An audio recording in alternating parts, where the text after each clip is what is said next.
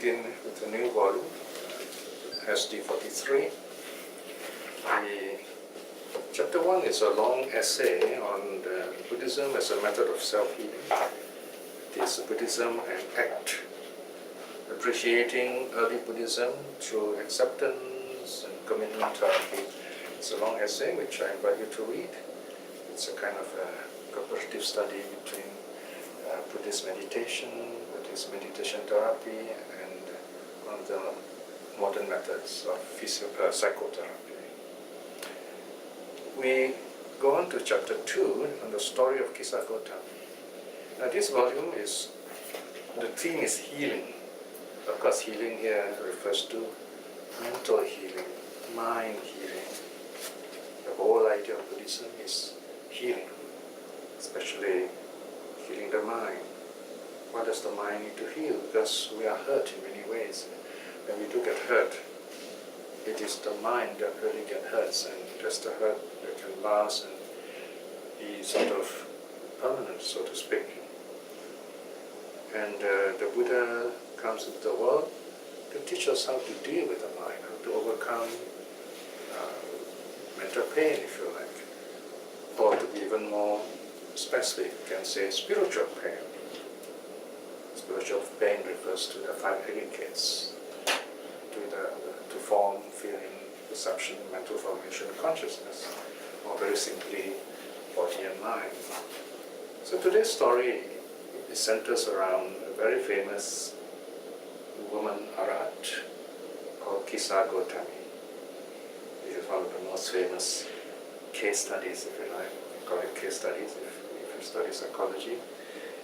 It's a very interesting story telling us about human suffering, how the Buddha's teaching helps to heal such suffering. In other words, no matter what kind of loss or pain we feel, even today, there is still hope.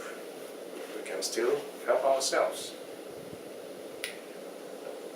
Now what I've done today in chapter 2 is collect all the materials I can find on the story of Kisah Gotami. We have a sutta, a short sutta about her, which is the last text in this chapter, which is S5.3. Then we have the story of Kisah Gotami daily gatha, her verses when she utters, attributed to her when she got enlightened. These are called the verses of the elders. You might say they burst into poetry, they're so joyful when after they got enlightened. And these are records about the gist of their experience, if you like. And then in the third section, you have the Kisah Gotami theory, what to human story, the story of Kisah Gotami, taken from various commentaries, the Anguttara Nikaya commentary, Samyutta Nikaya commentary, Therigatha commentary, the Dhammapada commentary. We kind of put them together into a composite story because many of these accounts overlap. So we try to get like a consistent story, like making a movie of the life of Kisah Gotami. And then chapter 4 is another version. You might say this is the best known story of Kisah Gotami from the Dhammapada commentary. So there are a number of versions of a story. The details vary a little bit, but they're not really important. But the main flow of the story is there. She loses her bodhicitta, and then the Buddha teaches her a method of self-healing. Then she recovers. She becomes a nun, becomes an arahat, and showing that she could heal herself. It's she heals herself. How the Buddha teaches her to heal herself. It's the most wonderful story here. Before we go into those interesting details, we need to know her background. What is it that makes her so important to us, that her suffering is so great? And how relevant such stories are even to us today. Now, first of all, her name is very revealing, Kisah Gotami. Obviously, this is not her real name, because Kisah is just it's an attribute, an adjective. It means lean or simply thin. In our times, perhaps because we eat a lot of food, and so being thin, especially among women, is supposed to be the in thing, kind of fashionable. But not in the Buddha's time. Maybe even today in India, women are meant to be chubby and kind of show a bit of flabbiness around the waist. In other words, women need to be strong and healthy so that they can bear children. So we're talking about a time when women tend to be regarded as kind of baby machines, if you like. So this is very much the same in India, in China. Women have that kind of role in a patriarchal society. So you can imagine the difficulties that women face. So she's not chubby, she's not healthy. In fact, kisa also can mean that she's frail. So basically she's skinny. So you can imagine it's going to be very difficult for her to find a husband. And moreover, she comes from a poor family. So that's a bit of background of her life before she met the Buddha. So the story went on that she struggled very hard just to earn a living. And now there are a couple of legends actually about her hygiegraphy, we call it, in the first part of the story. Again here, this is the Indian style of telling stories. They're not likely to be realistic in the sense that we are today, because to them a story is a story. We have fiction today, and fiction allows us to stretch our imagination a bit. So in a time when there were no television, no entertainment as we know it today, stretching the story is one way of entertaining people. And within the story, there are the grains of truth, in other words. So in other words, people know these stories are not historically real. They don't happen in our everyday life. But what the story tries to bring out or try to convey is real enough, and people know the difference between the two, the fabulous stories and the reality, the truth that you have to practice. For example, here in this story, we are told that although this Kisa Gotami, she's a frail lady coming from a poor family, she's in a sense quite intelligent, quite perceptive, and maybe even a little bit of some psychic power, if you like. Because the second part of the story is that there is a merchant who probably is selling coal or charcoal. Because the story goes that this man, this rich man, all his money turned into charcoal. Now, of course, if you think of such a story, what could it mean? Of course, some people might, the ancient Indians might literally believe, oh, the money, wealth turned into charcoal, whatever that means to them. But at times we can easily interpret or understand such a story as that this merchant is on charcoal, but his business couldn't move. And so here comes Kisa Gotami, who notices this big pile of charcoal in the stall of this merchant, and she suggests to them, why don't they sell it in this way? So in doing so, she helped this family prosper. But there was something else that happened. Before that, someone actually came to the merchant and said to this merchant whose business is bad, and he tells this merchant, you don't worry. There will be someone who comes along, there is this woman who will come along, and this woman will tell you, what are you doing with this charcoal? I mean, this is money. You can actually sell this and make money. So if she comes along, she will bring you good luck. So Kisa Gotami comes along just nicely a little later, and of course the merchant's family is already prepared for her. So she comes along and she says those very words that the prophecy mentioned. So the story says, remember, these stories are the commentaries. You don't get such stories in the sutras. So these are kind of stories for the lay people, stories for the unawakened. So Kisa Gotami was accepted into the family because these people who came to predict the coming of Kisa Gotami also told the merchants as well, if such a woman comes along, you make sure you marry her If she's a woman, marry her to your son. And that happens, that's how she got married. So you might say she got married by fluke. She was just, but her luck, she managed to find a husband somehow. However, here begins the real story, the story we often hear being told during Dharma talks in Sunday schools. So she marries into the family, but for a while she could not bear any children. So because of that, she was kind of ill-treated. And she talks about that in her elder nuns verses, right? Then, after a while, to cut a long story short, she manages to conceive and have a child. Of course, she's very happy. She feels now she'll be accepted by the family because that's what women are for. They're supposed to produce babies.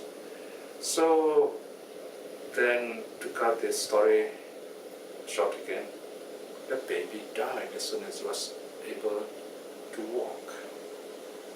So you can imagine the situation now.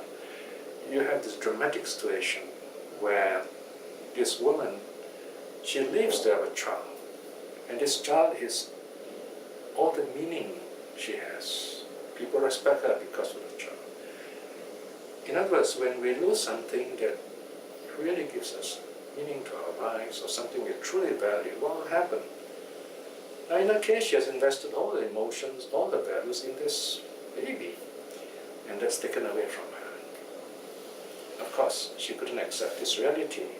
So this is what in modern psychology we say she will go into denial.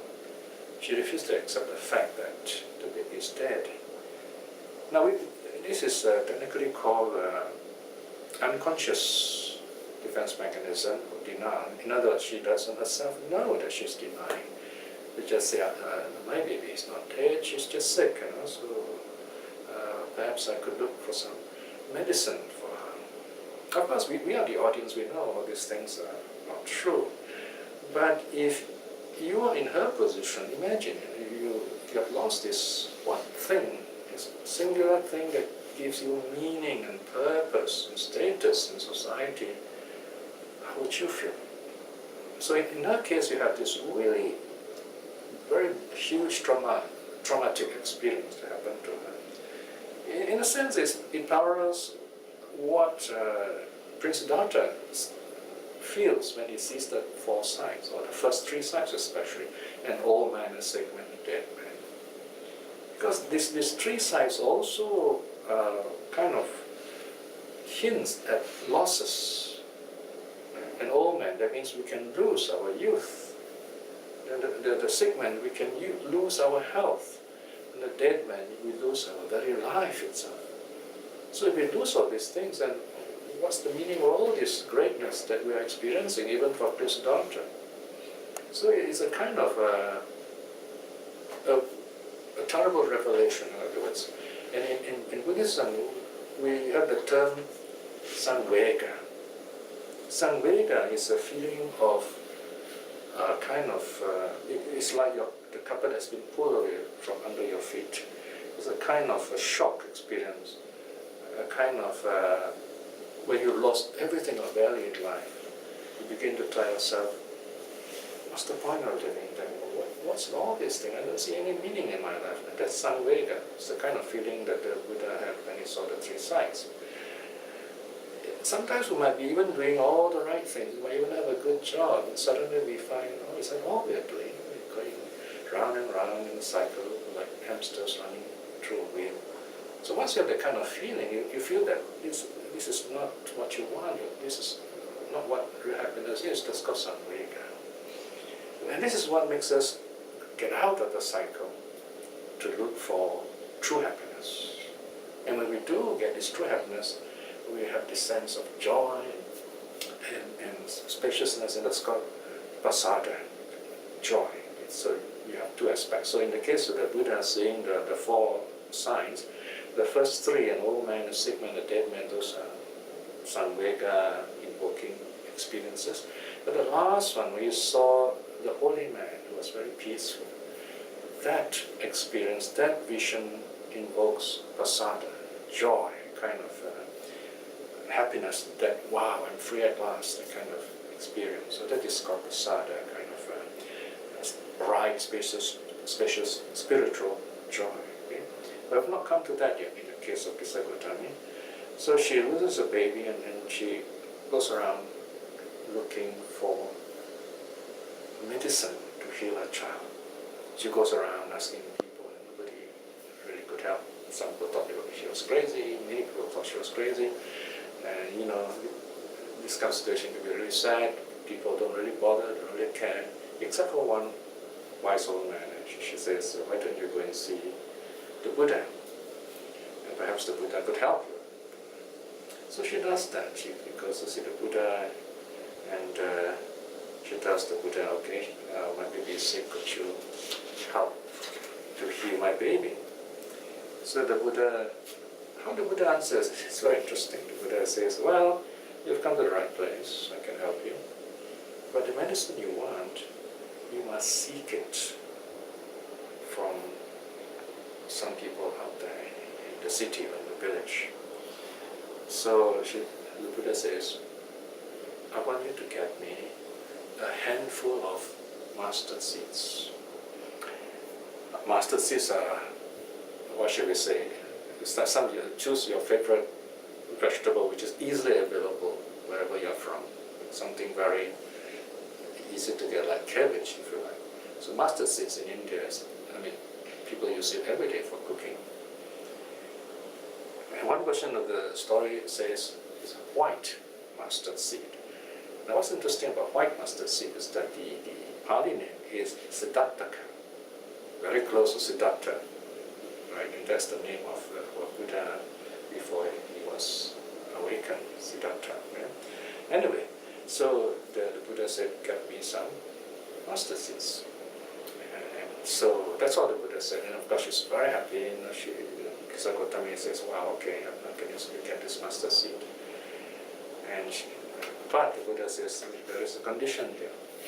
You must get these mustard seeds from a house where no one has died. Of course, in the mind, you think, oh, you've got to have this really pure mustard seed, something like that. And she goes around house to house in the city or in the town. Or one version is in the village. She goes from village to village all day, looking for this mustard seed. The first house she goes to, she asks for these mustard seeds, and people say, oh yes, of course, we can give you as much mustard seeds as you want, especially to heal your child. But she says, okay, can you tell me that no one has died in your house? And of course the answer is no, such things. Someone has died in the family. So she went to all the houses, every house tells her the same thing, someone has died. And this is the highlight, the climax of the story. This is what actually heals them. Now, this story is interesting because this kind of message can easily be heard in the time of the Buddha when the kind of families they have are extended families, so many families living in the same house. I was just musing and said maybe this was the case in Singapore, it would be quite a different story. You can go to a certain house, it's a nuclear family, you have a father, mother, and a child. And of course no one has died, because that would be a different occasion. But so you got to see the context of the story here. The social context also helps in the healing of this woman. Anyway, so she goes house to house, and she keeps hearing the same message again and again. So here again you see this theme of repetition. We need to be told the truth again and again and again because we are so forgetful. So in a sense what the Buddha has done here is that he has switched this whole process of learning, of impermanence, to high speed. Instead of, you normally hear, say, how many of our relatives and friends die? Very rare. Maybe once a year, perhaps twice a year. But here, Piya Tan is hearing it in just one day. Every house she goes to, someone has died. So you can imagine, she keeps hearing that every moment, every house she goes to. At the end of the day, a big change overcomes her. she realizes, she says, oh, how foolish I have been to think that I'm the only one who suffers death. The loss of my child, that I'm the only one who has lost such a precious gift, such a special being. Every house I went to, someone has lost something. So she realizes that death is universal. That's the healing point. Now, this healing point is very interesting to us because it tells us how it happens. It gives us a good idea how we can practice it, how we can heal ourselves, how we can help others too. The first thing is we can say that she's able to see reality in context. She has overcome her denial. It's very easy to explain this through the teaching of unconscious defense mechanism. An unconscious defense mechanism of denial in this case is deep down inside her. She's not aware of it. So now every time she hears this message, someone has died in the house, what's happening here is very slowly this thing that she denies, which is death, is brought up to her conscious mind. She becomes conscious of what she denies. In other words, her unconscious defense mechanism is brought to the conscious level and she has to deal with it. The next teaching is that of what we might call disowning the pain. Do not own the pain. She's suffering because she owns this pain. She tries to own this loss. What does it mean to own the loss? It means to use I, me, mine towards this thing, something we've lost, this child, for example. My child, I've lost this. It's just like when we're upset. The language we use will either make things worse or not. For example, you might say, oh, someone's hurting me. I am feeling bad. My reputation. So I, me, mine, then you get a lot of problems. A very simple experiment here. The next time you get angry, do not say my anger. Just quietly sit down and then, or just as you stand there, just be aware what's going on in my mind now. There is this anger. It's not a pleasant thing. But you can say, I do not want this anger. It is not good for me. It is harmful. I'm letting it go. I'm letting it go. That's the exercise of disowning the pain. This is the easiest of the emotion to let go. The anger, hatred. Okay? Desire is more tricky. Delusion is the most tricky to get rid of. Anger is the easiest. Okay? So this is called disowning the pain by simply letting it go. So Kisagotami managed to overcome all this denial. And imagine once you reach the kind of level of understanding, you're not a normal human being anymore. In fact, she has realized this truth so well that she decides to be a nun. So she goes back to the Buddha, or rather she brings the baby's body and left this body in the chana ground. Then the chana ground is an open space in the forest where dead bodies of the poor are left. They couldn't afford to cremate them, so they just leave it there, and animals just come and eat up the body, or the bodies will just rot away. And then she goes back to the monastery, meets the Buddha, and says she wants to be a nun. So this is the story. Then later on, when she becomes a nun, the Buddha declares amongst all the nuns, she's the one who is foremost of nuns who wear coarse robes. So she's kind of like an ascetic kind of nun.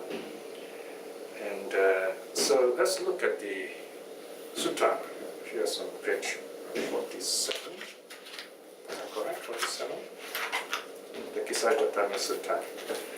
So this sutta teaches the gist or the essence of how what happens to her. Page 46. Page 46, yeah, Kisagotami Sutta. So here she's meditating. So she's already a nun here. And Mara appears to disturb her. And it's a story of how she deals with Mara. I look at the number S5.3, that's the reference. The Pali word is Kisagotami Sutta.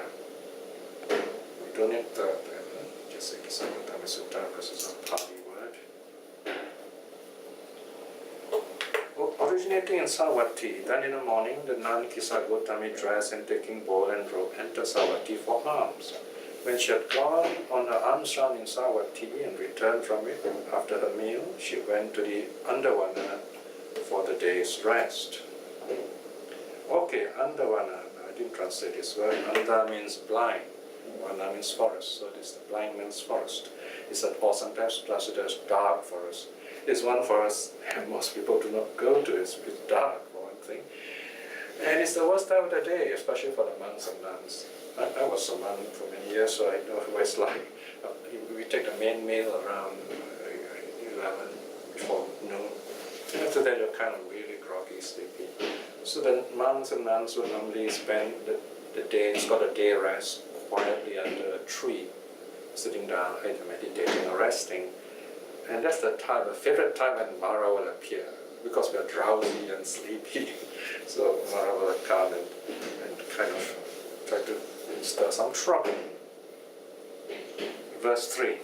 Then Mara, the bad one, desiring to arouse fear, terror or quaking and horror, desiring to make her fall away from concentration, from the meditation that is, approached the nun Kisagotami.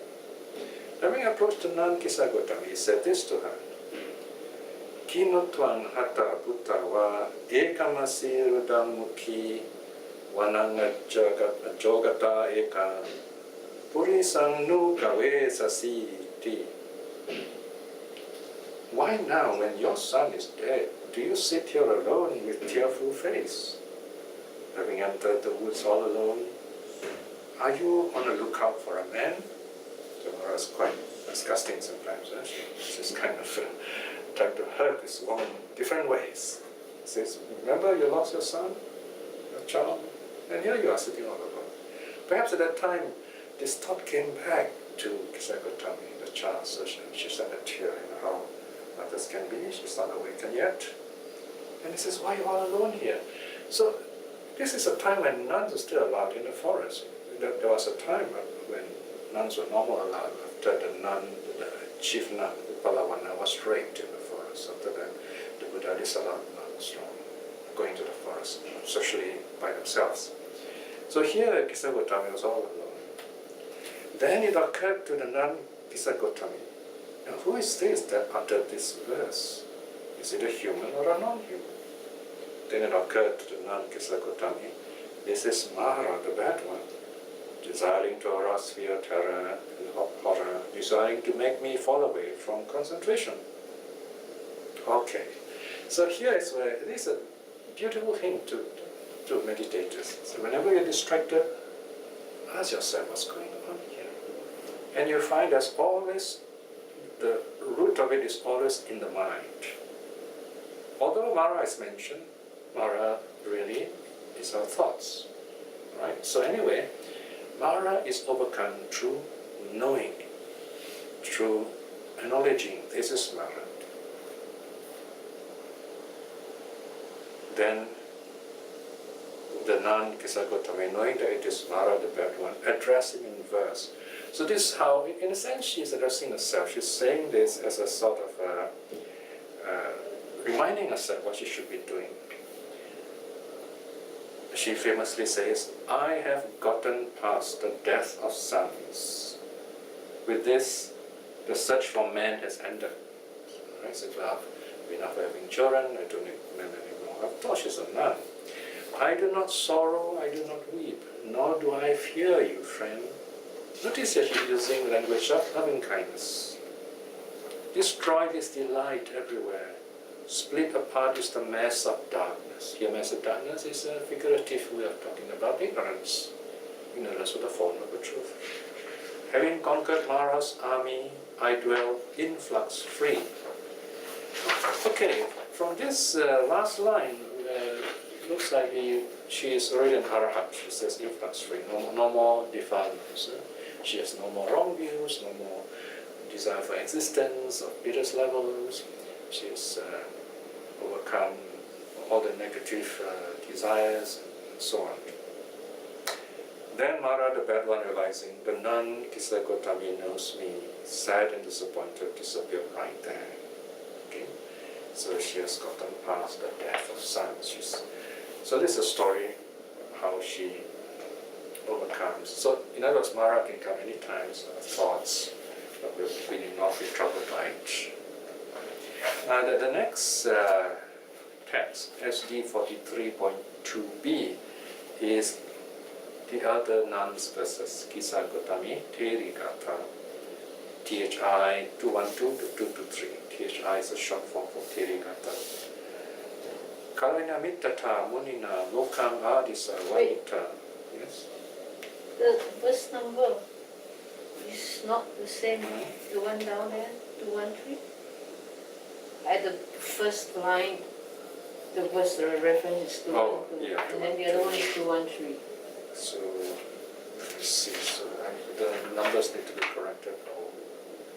Okay, 223. Let's just check the number.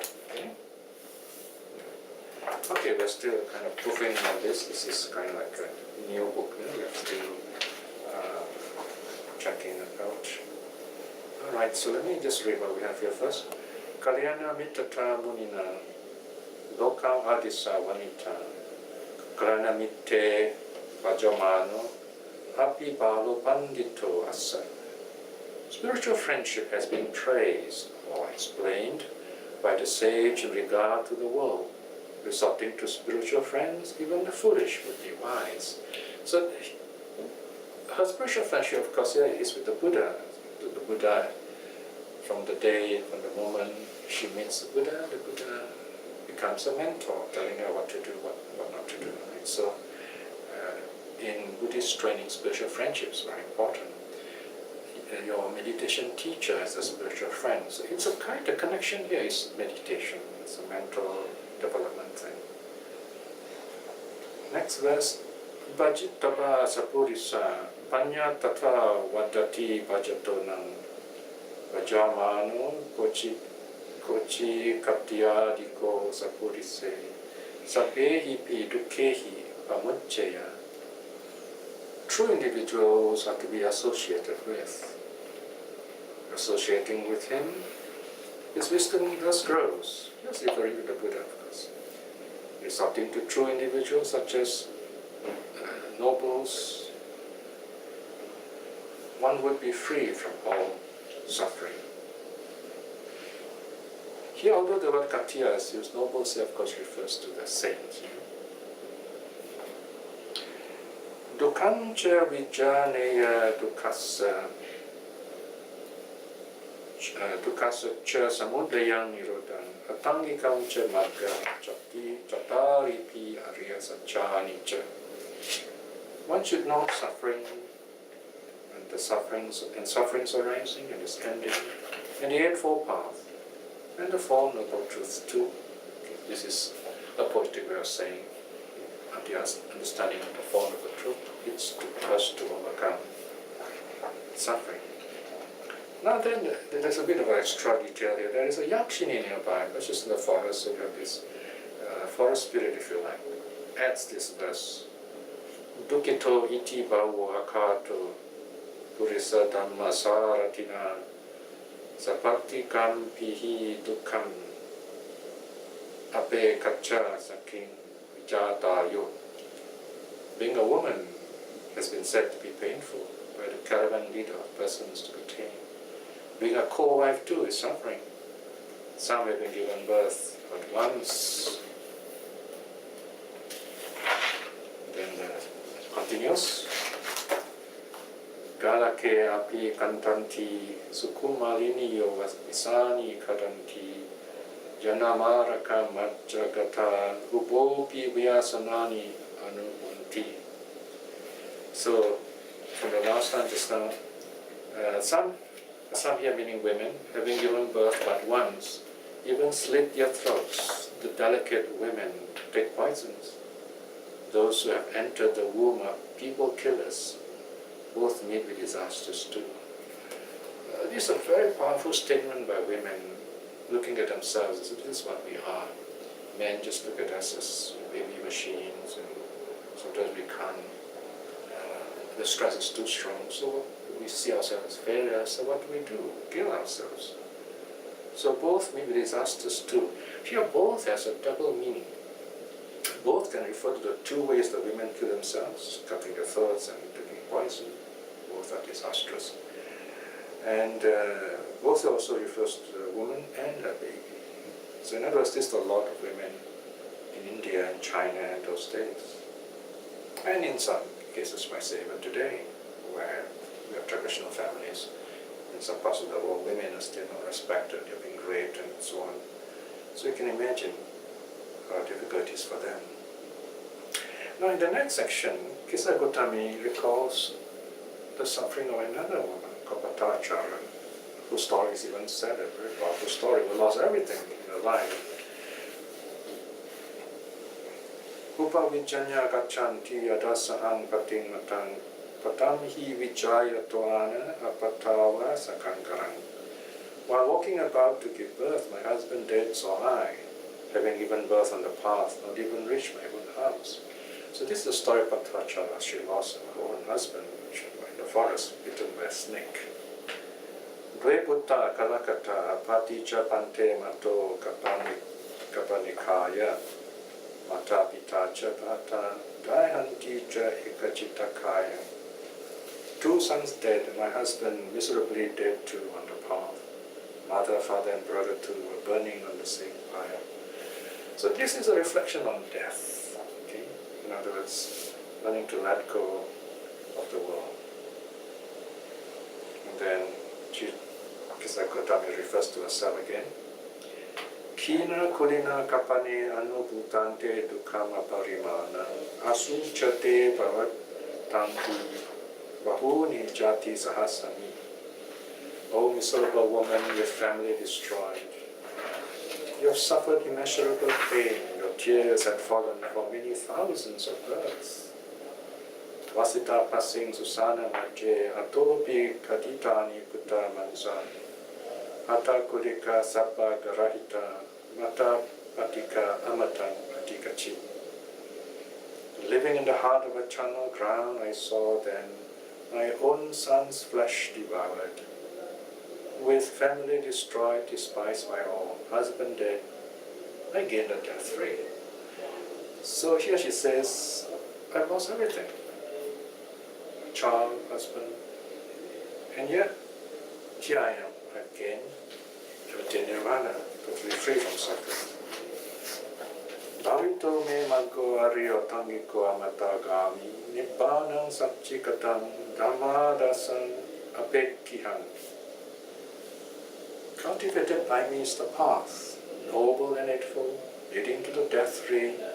Nirvana has been realized. Now the last verse. Ahamam hi katan sala ohita barakatan hi karaniyam kisa gotami teri subi mutta chitta imam aniti. I have removed my doubt, laid down the burden, done what is to be done. The elder nun Kisa Gotami, with well-liberated mind, said this. Right? So this slide she's signing off. She said, well, here I am, I've gone through all this, so here's my story. So here, basically Kisa Gotami is saying, addressing women especially, no matter how much suffering women go through, there is a way out. That is through spiritual training. And this is one message where one of the key reasons you see women generally tend to be more religious than men. You find that they are the more hardworking people in a group. They'll be taking care of the nuns, and the nuns cooking and cleaning and so on. Because it is one of the best ways they can get out of where the world can be very suppressive of them. Right? In China, for example, we see women using the concept of compassion and from Kuan Yin. And it's something very new even in Buddhism as a whole. So the Chinese envision Kuan Yin as a female principle, whereas in India, Avalokitesvara appears to be masculine. So what women have done, they use this image of Kuan Yin as a kind of rallying figure, as their key sacred idea, if you like. So they form sorority, sisterhoods around this idea, and they live contemplative and religious lives, and they help each other, so it becomes like a community. They're not nuns, they're lay people, but they are vegetarian ladies, and they decide not to have children, they decide not to have any kind of relationship with anyone, so that they are living like, you might say, like celibate, full-time lay Buddhist workers, if you like. So here you see how the Dharma helps women to overcome their suffering by being able to see their own self-worth. So here again the message is we should not let our sex limit us.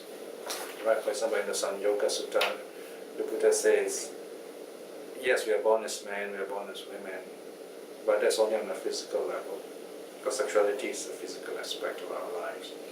But we're not defined by our sexuality. In other words, we decide what we want to do with ourselves. We can rise above our sexuality. And being a monk, being a nun is just that. Monks and nuns all shave off their hair, for example. So you start to distinguish between a monk and a nun. In other words, one of the meaning of shaving the hair is I've enough with pleasures of the world. I would like to cultivate spiritual qualities, spiritual awakening, in other words. So we're rising above merely being a biological statistic, being just part of this world as a species. So we're going to rise to become a true individual, in other words. So the Kisha Gotami's story, in other words, tells us it is possible to go in that direction. So it's a beautiful story in that sense. Okay? Alright, so the end of this beautiful study. I hope you will read the whole text by yourself, and reflect on this meaning of the story, and also learn to heal others. Let us now do a short reflection to close our study. Whenever we look at the sutras, we have a wonderful chance to look through this window, as it were, to see the arahats and the great saints of the Buddha's time, to get to know their lives better, so that we can learn how to improve our own. Kisha Gotami's story is one of those amazing stories about human struggle towards spirituality, reflecting in this way. This wonderful good karma, the power of such karma, and many other good deeds we have done, keeping the precepts, practicing generosity, calming our minds, and many other good practices. By the power of such good deeds, may we be well and happy in this life itself. Above all, may we aspire to attain spiritual liberation, namely stream winning in this life itself. In this moment of peace, let us send out our loving guidance to all our loved ones, people we know. May they be well, may they be happy. Even to those whom the Dhamma have not touched, may they be well and happy, that they may see the Dhamma and awaken to true reality too. May all beings be well and happy. Sadhu, sadhu, sadhu.